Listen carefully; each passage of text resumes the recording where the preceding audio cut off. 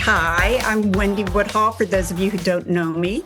LAPPG is in our almost 17th year, bringing people together, learning about post-production as well as production, and networking and learning about new technology. And so we couldn't be happier to have you here.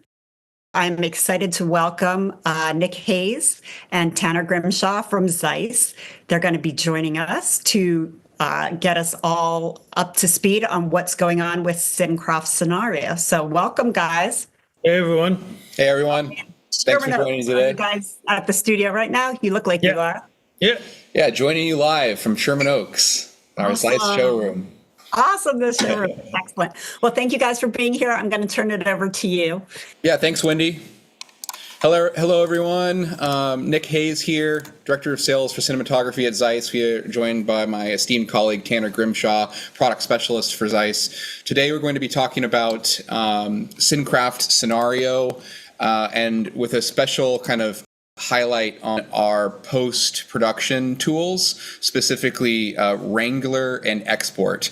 As many of you probably know, we have a camera tracking product called CinCraft Scenario. It's been out for a little over a year now, and we're really excited to show some of the post VFX features that we have embedded into this software, as well as some new features that we've added recently.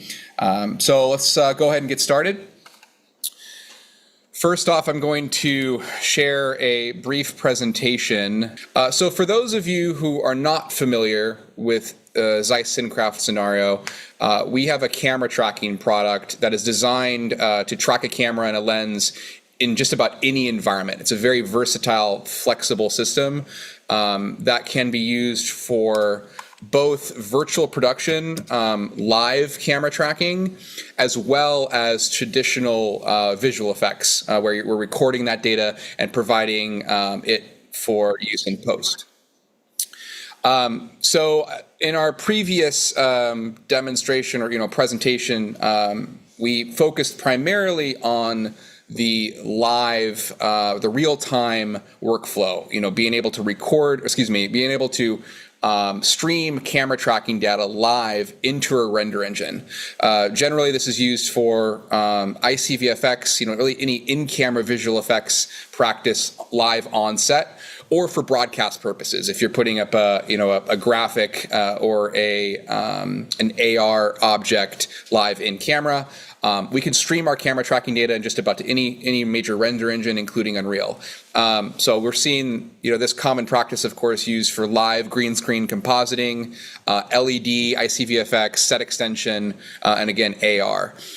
Today, we're going to be showing more the traditional workflow that we also have embedded into our software, which allows you to not only live stream the tracking data, but record the camera tracking and lens information, and then allow you to export that raw data into just about any major format that you want.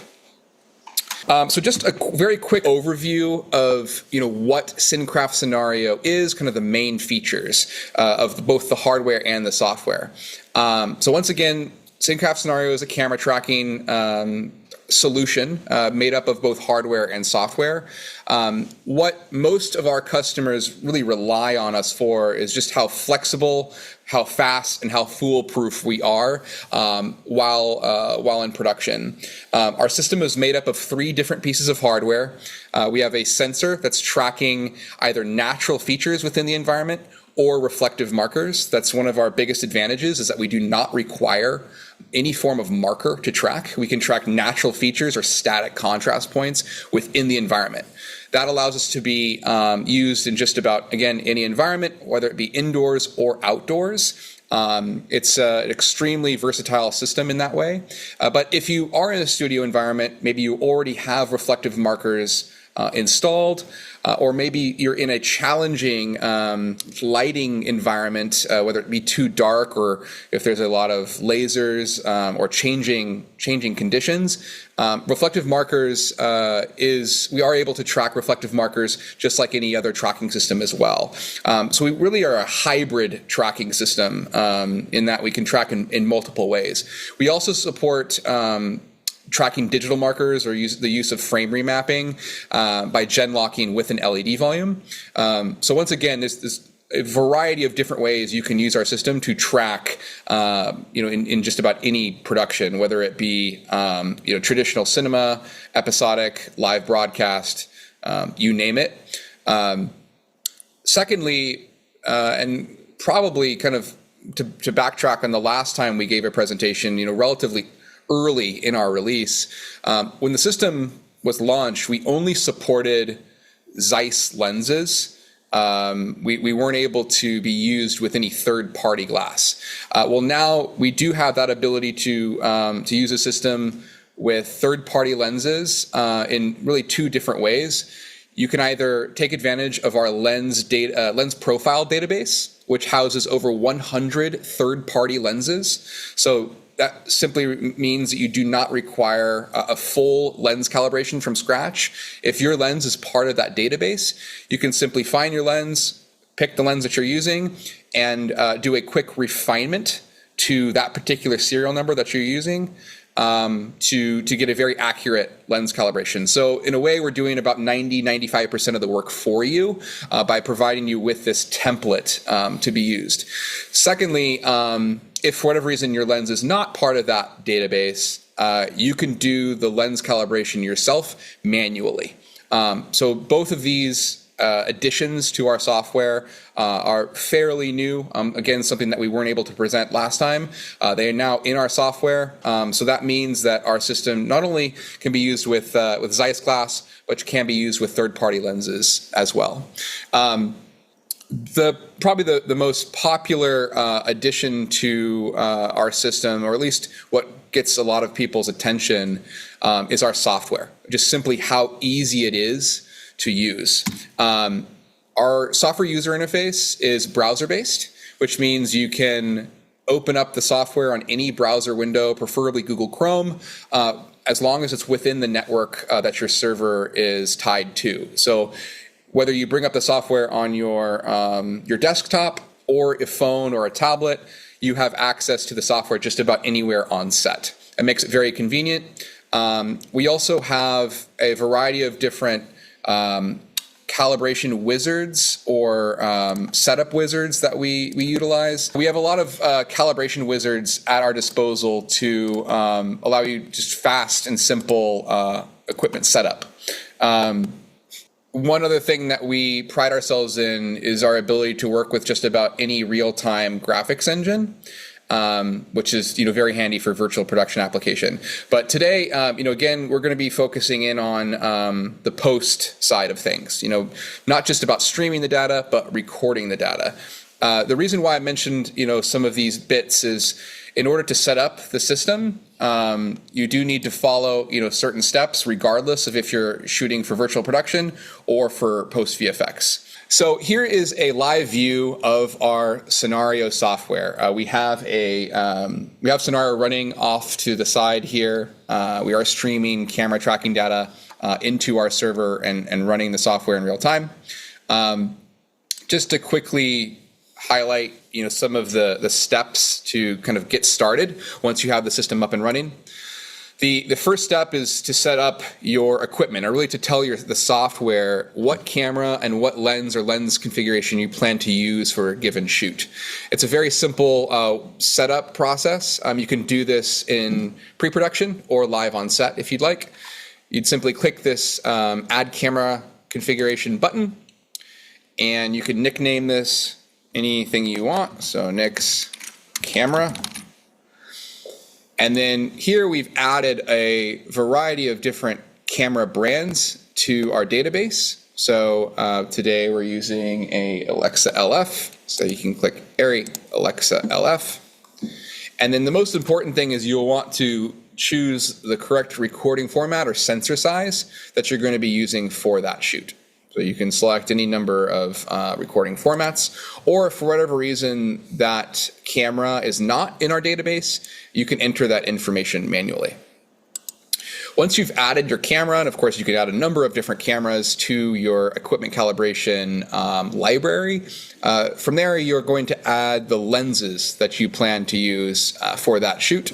So I'll go into our lens profile database, and here you have 3 different options when adding a lens. You have either our virtual lens packages, and these are all ZEISS and ARRI ZEISS lenses only. So these are our calibrations that we have taken directly from our manufacturer, the manufacturing line. This is extremely accurate data designed to match the lens down to our scale code. Scale code is a unique identifier that describes the tolerance of a particular lens or lens set. And because we have this scale code information, it means that there is no calibration required whatsoever. All you need to do is tell the system what scale code, what lens you plan to use, or what focal length, and you're done. Of course, if the lens is detuned, or if you were to mess with it in any way, you may have to refine it. But if it's a lens straight from our manufacturing line, this scale code should match with whatever you have, and you'll get a perfect calibration every time. Let's say you're using a third-party lens. So as I mentioned, we now support over 100 third-party lenses from this lens template library. You can simply come in here and choose the lens manufacturer that you plan to use, or you're shooting on that day, the series of lens, and the focal length. You'll notice, if I were to add an S7 27 millimeter, it'll appear here in our calibration template. It will tell you that you need to refine this lens. So this step takes maybe 5 minutes, but will give you a very accurate calibration to that particular lens that you plan to use for that day. So once you set up your equipment, you'll come into our tracking configuration, and here is where you're going to tell the software, are you tracking using natural markers or natural features, or are you tracking using reflective markers? Either will work just fine. It just kind of depends on the situation that you're in. If you're in a studio environment, you want repeatability. You're looking for a high level of accuracy with limited babysitting of the system. Then I would choose reflective markers. If you're more mobile, if you're in challenging situations, you're kind of using the system, in a way that just doesn't allow for reflective markers, and then definitely go with natural features. So either will work, but this is where you would set up that configuration. We're in natural features right now. So once you've created your tracking configuration, here's our, where we're going to step into our tracking profile. This is kind of where we start tracking, we're managing tracking, and kind of where we set up our two pieces of information that the software needs to know, which is our camera bar offset. This is telling the system where the cam bar, the sensor, is in relation to the main camera's sensor. This information, as most of you know, is very important. We need to establish that relationship in order to get accurate tracking data, either for live virtual production or for post. So this step is very easy to do. You simply attach the sensor to the top or somewhere on or near the camera, and you'll place this chart. If everybody can see. Oh, yeah, sorry. My mall turned around. You'll place this chart somewhere on or near, or somewhere on set in front of the camera where the camera sensor and the main camera can see it. That will automatically align the cam bar with the main camera, and it only takes about a minute to do. So this cam bar offset process is extremely fast and simple. So that way, if you need to move the cam bar for any reason or if somebody happens to bump it, you can redo this offset in about a minute. So it allows you to be very flexible on set and doesn't kind of hold you back. The next step, and really the final step before we get started with either streaming the tracking data or recording the tracking data, is setting your 0 point. So within our alignment tab, we'll click World Alignment. And the way this works is you can select any point of contrast that the system is picking up to establish your 0 point. So what I mean by that is, generally, if you're on set and you want to set your 0 point, like on the ground somewhere, or the corner of an LED wall, you can simply come into our software, and you'll see a number of different green dots that appear. These are our natural feature points that the system is picking up, and you'll notice we have some gaff marks on the floor, some pieces of tape. I can select, the edge or the corner of any of these pieces of gaff tape and click Save, and that will lock in our 0 point. The reason why this is important is, of course, we need to tell either the renderer where our 0 point is in space, or if we're recording the tracking data, we need to establish a point within the environment that our post-production team can reference when when ingesting the camera tracking data into Nuke or whatever post-production workflow they're using. So those are the really two main steps that you need to take when setting up tracking for the first time. Again, these two steps are required whether you're streaming tracking information into a renderer or if you're recording that data.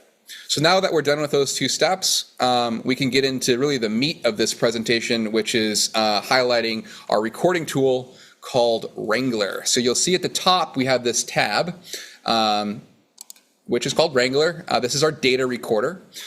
This allows you to record camera tracking and lens information in real time based off of timecode.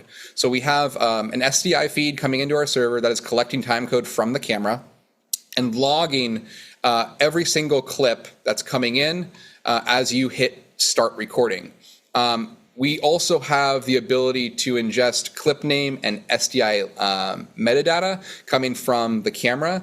This is camera specific, so not every camera supports the ability to log clip information, but as we go along, we plan to add more metadata, more cameras supported with this SDI metadata tool. We also plan to add an SDI trigger. So if you were to hit record on your camera, that will trigger data recording within our software. Currently, the recording of camera tracking data is manual. So you can either come into this Wrangler tab and click Start Recording, or if you're in our tracking tab, this tracking view, you can come down here and conveniently click Start Recording. You can also leave a variety of different comments depending on the scene, the take information that you may want to reference in post. So it's very simple. Start recording. It's going to record all the tracking data coming into the system until you stop recording.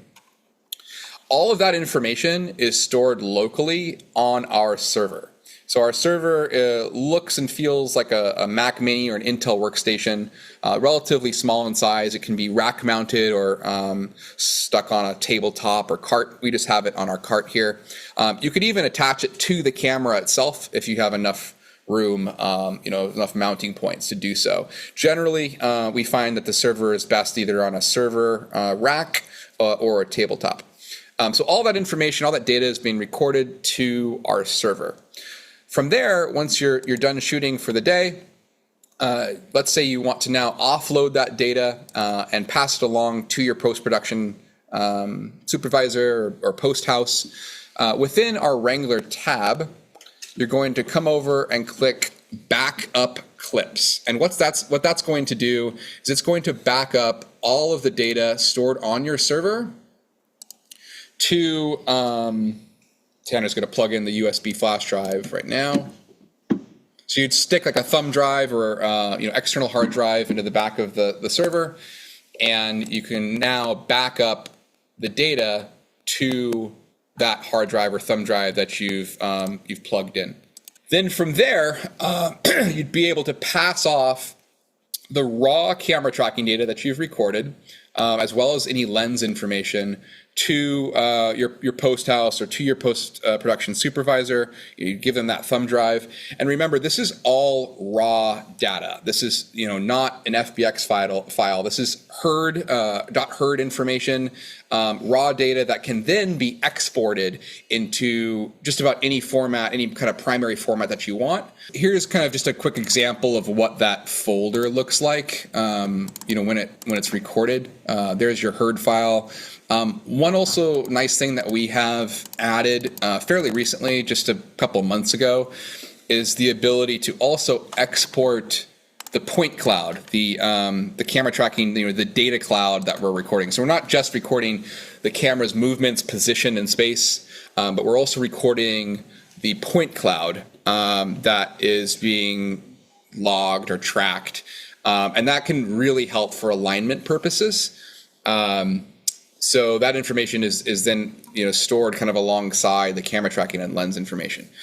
So now that we have that data, what's next? We pass it over to our post soup, and he now has that data and wants to export that into an FBX file, JSON file, Alembic. Where does that go? I'm going to pass that over to Tanner now, who is going to show you kind of the second part of this process, using a program called Export. Export can be downloaded for free off of our website. Any one of you guys can download it yourself.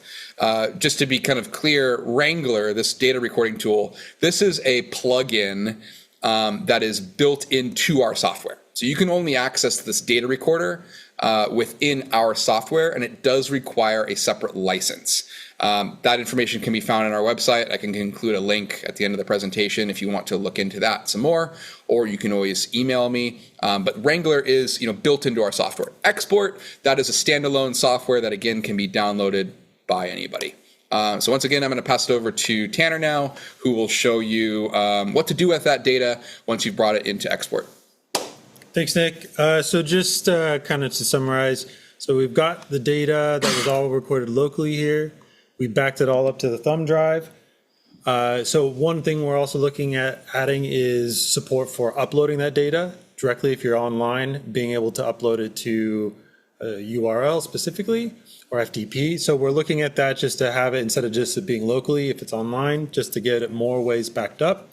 So as Nick was talking about, the software that we have to ingest that data that goes to the post house is called Export. So if I just open it up here, Export is what's going to take all that raw tracking data and choose what we want to use from that data. So if we look here, I've grabbed all my clips, my shots here. Now, when you bring it in, all the data is stored from the server. When it's backed up, it's zipped. So you need to unzip that file, which I've already done here. So once we navigate to the clip, we want regular project, we hit select. Now I decided to do green screen tornado. Don't judge me. We don't have a tornado or anything here, but I just wanted to have some sort of reference. So we could select a few different clips here. You can see the details on the side that we had, any comments that we used, but I'm just going to select a few of them here, and I'm going to add them to our export list.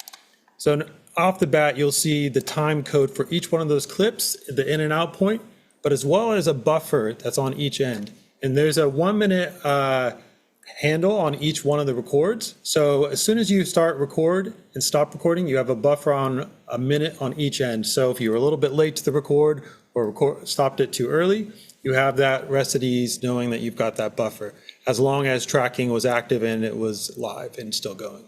So what I could do here is I can go and I can adjust the time code specifically for the clips, adjust them for that specific in and out point, adjust it, fine tune exactly based off that specific time code. If I know, for example, maybe there's two parts of that one clip that I'm going to be adjusting, I can go here and I can export both of those clips based off those time code. So then it makes it very simple, nothing too crazy here. So from here, once you've kind of got your clips in, you go up here to our settings, and this is where you have the different options to export the different file formats within Export. So as Nick mentioned, It's a raw file format, meaning you can choose what flavor of data you need it in for whatever software you're working on. So we have FBX, FBX Nuke, Alembic, USD, JSON, and you can see we now have the option to export the point cloud data. So depending on what specific data the post house is needing, maybe they're just wanting only the distortion maps, the tracking data, all of that is available here within the software to select what they need and in the format they need. So we have distortion maps, undistortion maps. You can set the overscan and width, and this is just going to then spit out an EXR sequence based off the time code and the clips that we have added to the export list. So this is pretty much how you could essentially get things dialed in. And then from that point, it's then on the post side, they can ingest that data. They could sync it up to an EDL. That's another thing in which we're looking to integrate within export is the ability to import an EDL within the software to then sync up the timecode data based off the clip name, as well as within export, just to kind of get things aligned a little bit faster. If you know specifically, instead of going through and doing those in and out points like I did before, I can now just import that EDL. So there's a lot of work that we're working on to improve this even more beyond, but we're really wanting to simplify things from a standpoint, just as we saw in the software, just within the tracking data. And that's pretty much it from export side. You want to just show like what? Oh, if I start it here, I'm going to probably change it. So then if I do this, so if I do the start export, it's going to then ask me where I want to export the items. So if I just put it on the desktop here, and I'm going to say export data. Okay, I'm going to select that folder as soon as I select. And then it's going to start working its way through those clips. And if I go, we'll wait for it here. And then it's going to start going through the first clip, the lens distortion, based off that information, and we can see we'll have our FBX Nuke, which I think is what I selected, if I recall. Yeah. FBX Nuke, yep, and then the distortion maps. So then we've got those. So we can go back here and look. And it's just going to spit out an OpenEXR sequence. So it's going to definitely want to make sure you have enough hard drive space on that front with the EXR. But the nice thing is, if we look back at our software within the server end here, we have 22 hours worth of recording on the server. So the nice thing is you can record, these are, because they're raw files and they're zipped, they're easily in small portable files. So you get a lot of recording time. And then in export, again, you can take that data and it translates it to the OpenEXR. But as far as if you're just doing tracking data in the point cloud, it's a very small file size just to work with. I'm going to open it up to some questions. Wendy, if you want to kind of field any questions over chat, or we can bring in anybody who wants to speak over video. Okay, so we're going to start with Paul's question. Can this be adapted, used for 3D? For 3D, as in like recording two different camera feeds? See if we Maybe get could you that. elaborate on that? Okay, we'll see what Paul comes up with. Let me go over to Kevin. So the time code that's being recorded is from the SDI that's feeding into the origin server unit. Correct. Okay. Correct. Yeah, so you can sync time code, on the camera, and then whatever is being sent over the SDI is what's being grabbed by our software. And back to the first question, I'm assuming he means using this information for traditional 3D shooting, where you're using two separate cameras. Absolutely. The one thing you'll want to take into account is that when you're recording camera tracking data, you will need one system per camera. So if you're shooting with two different cameras for 3D, you would need to have a scenario system, camera tracking system on camera A and a scenario system on camera B, and each system will be tracking or recording that individual camera's data. So yeah, for 3D applications, 100%. You'll just need to take into account that you will need two systems. I assume that's his question. Yes. Okay. He's just confirmed that, correct. Okay. Okay, and Kevin has following up. Will it remember its zero position if rebooted? Is the answer to that question different for natural markers versus IR versus virtual markers? For example, if you're doing a shoot on a built set, will it figure out where it is again if you come back the next day? I'll answer that. Yeah, so with natural features is based off contrast points and exposure.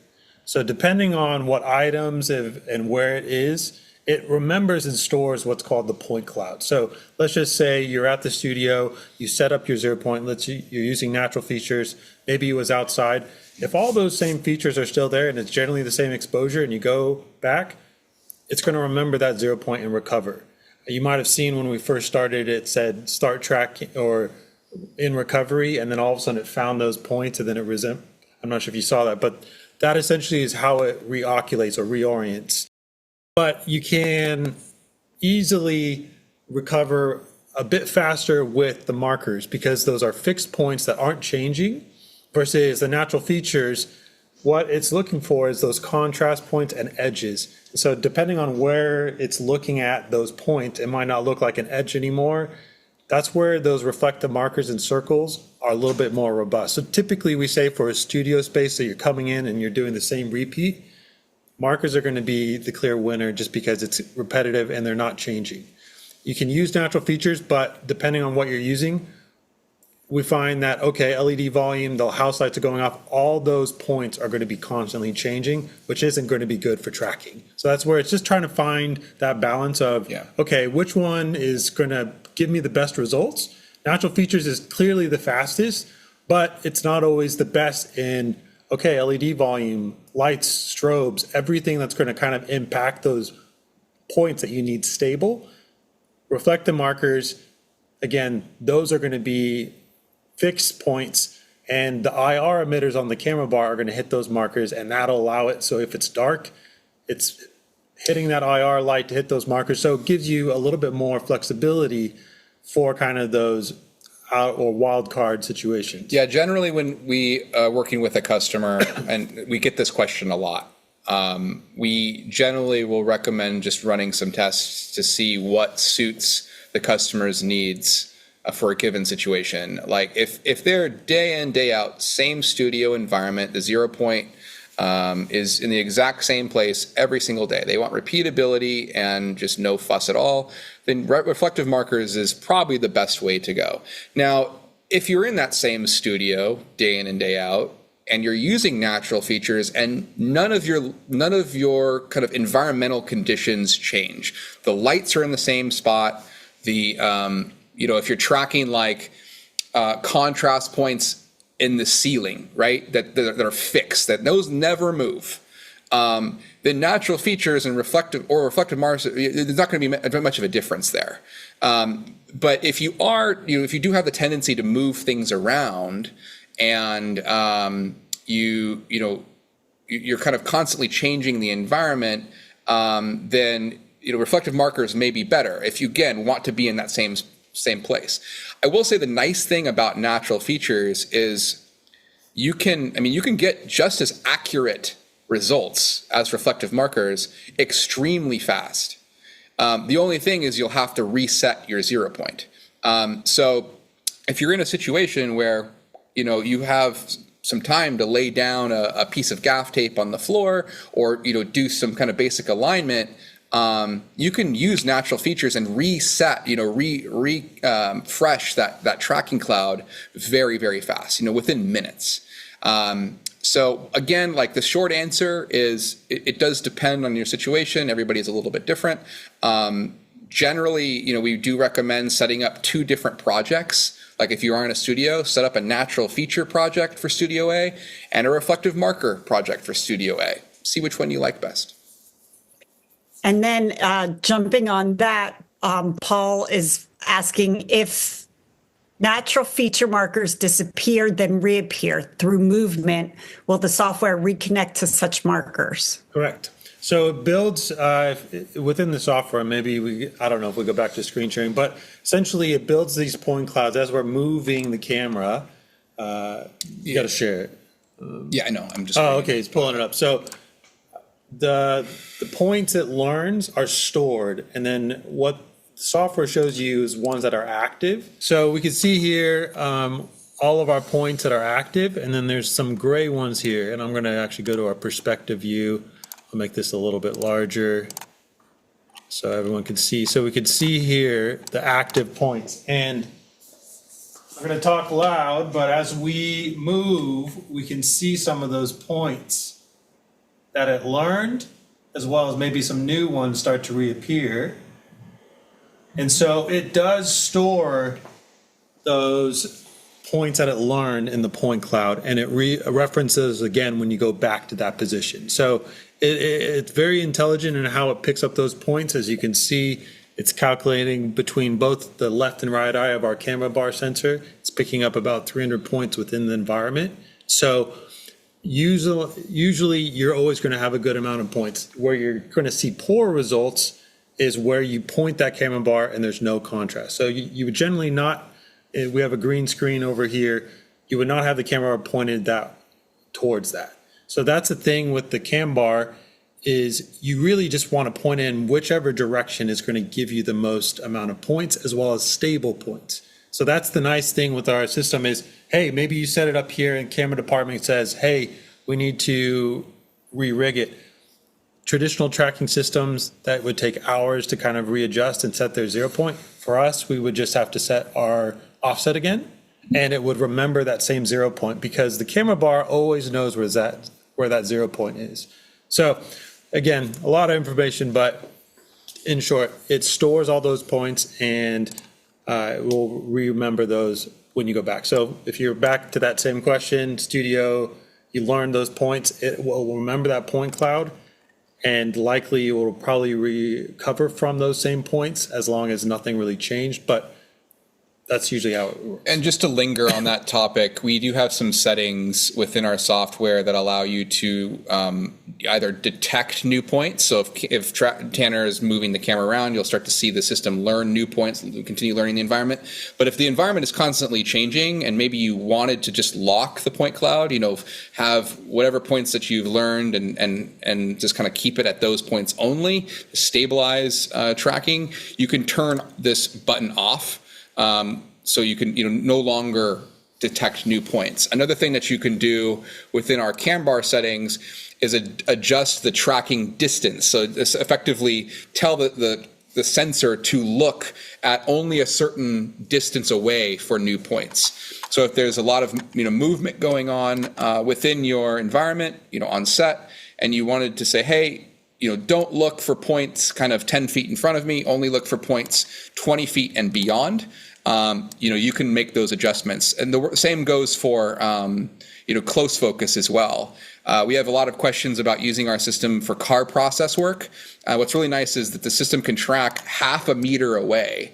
So it can detect points half a meter from the sensor. So you can track inside of a car, for example, maybe off points of the dashboard or the seats. And then as you step out of the car, maybe you're on a gimbal or you're going handheld, the system will then learn points on the ceiling or, at any set pieces around. So there's no level of occlusion because it's constantly learning points depending on what tracking distance you've set. So those features get stored with the project. For Correct. example, if you're doing generally studio stuff and you set up IR markers for that, but then every once in a while run outside and want to use natural features, you go back into the studio and load the project back up and keep the tighter studio alignment without redoing it. So the project is actually, you could have essentially, it's just another organization tool, but you would have a separate tracking configuration. So you would have like tracking configuration with reflect the markers, and you would say Studio B, and then you could say, okay, we're going outside to track. So then you make a new tracking configuration, natural features, and you could say outside tracking. And then when you're ready to go back in, switch it back to the other Studio A tracking configuration. It will then, it'll probably likely not have the camera bar positioned in the same way because pointing up outside is not going to give you the best to the sky. So you're probably going to then have to redo your offset. But as soon as you redo your offset, then your points are going to remember from those markers and it would recover just fine. When using real time with Unreal, is there a custom plugin or is that using an open format like FreeD for streaming the data? Short answer is that yes, we are natively supported by Unreal Engine. We have a free plugin available on the Unreal Marketplace called ZEISS UE Connect. If you just type in ZEISS, ZEISS, you will see that come up within the marketplace. You can download that plugin. I believe we're supported all the way through 5.5. I think it's 5. 5.4 or 5.5. We try and stay up to date on at least all of the major UE releases. But yeah, you download that, and then you'd be able to stream our tracking protocol SDK or SDK Lite directly into Unreal. If for whatever reason the renderer that you are using does not support our protocol, most of the popular kind of renderers out there already do. We do have the ability to send 3D tracking data. This is the big question. Chris has been very patient. His question is, what are the costs of this system? Of course. So yeah, I can talk about the costs. There's again two kind of components to our to Scenario, to the solution. There's the hardware and the software. The hardware is pretty straightforward. We have a few different hardware bundles available. Generally, between $14,000 and $16,000 will get you everything that you need from a hardware perspective. $14,000 is kind of bare bones system that gets you kind of the very basics to track a camera, track a lens. If we approach $16,000, that's extra cables, both lens encoder cables, power cables, as well as our optional link, which is a bridge box between our cam bar and our sensor and our origin. So $14,000 to $16,000 roughly for the hardware. Software is license based. We have a subscription kind of system for the software that can be licensed either in short-term or long-term options. We have short-term, everything from daily, weekly, monthly, through long-term licenses a year through 5 years. The kind of easier way to understand that or kind of approach that is to kind of think about how often you're using the system. Are you project to project? Then it's probably best to do a short-term license, a daily or weekly option. Or if you're using the system every day, every other day, it probably makes sense to do more of a long-term option. Just to give you a rough idea of that cost, and you can find this on our website. If you want to kind of look at the daily, weekly options. If you bought our hardware bundle along with 1 year of our software, we're going to include Wrangler 1 year as well. And that comes to right around $28,000. So that gets you kind of into the hardware and a full year that software for $28,000. And then again, if you want to do more a la carte, buy the hardware and then kind of license the software as needed. That's an option. One thing I will mention that not everybody knows is that we do have a free demo, or what we call a valuation mode, built into our hardware that allows you to access our software totally for free. So what's really nice about that is if you don't know how often you're going to be using the system, you haven't really decided on the license yet, you can purchase our hardware and run tests, calibrate lenses, train your team, all the way up until the day of production, and without licensing any of the software. So that software can, the evaluation mode is great just for kind of pre-production and training purposes. And then once the production starts, maybe it's only a day or two, you can activate that license and only use it for the course of the production, and then bill it out depending. Really appreciate this, you guys. Lots of people are interested in this. And if you want to catch up on past meetings, head to our YouTube channel. The latest one up is from our March meeting, OWC, Fast Storage for Flow. And we looked at Thunderbolt 5 as well as Jellyfish storage advancements. So that was a really great presentation, and you can catch it on our YouTube channel. Also, be sure to subscribe and then click notify so you know when new videos are dropped. And we want to make sure that you connect with us on Facebook, Instagram, and LinkedIn. And you can use the hashtag LAPPG. And a huge thank you to our partners. At the gold level, we have OWC and ZEISS. At the silver level, we have Synology. Plus, we have supporting partners, media partners, and community partners that make LAPPG happen. And the last bit, for any of you who have not been to our ZEISS showroom here in Sherman Oaks, it's a lovely place. We love to have visitors come by. It's a bit of a museum of sorts. We have a lot of really cool, ZEISS history here, as well as all of our lens lines available to test. So if you ever want to stop by, play with some lenses, check out Scenario, please feel free to come by. We're open Monday through Friday. Awesome. Well, thank you guys so much. Thank you to ZEISS, to Nick, and to Tanner, to all of you at home. We really appreciate it, and we will see you all next time. Have a great summer, you guys. Thank you. Thanks, guys. Thanks, Wendy. Thanks, Woody. Bye, guys. Bye-bye.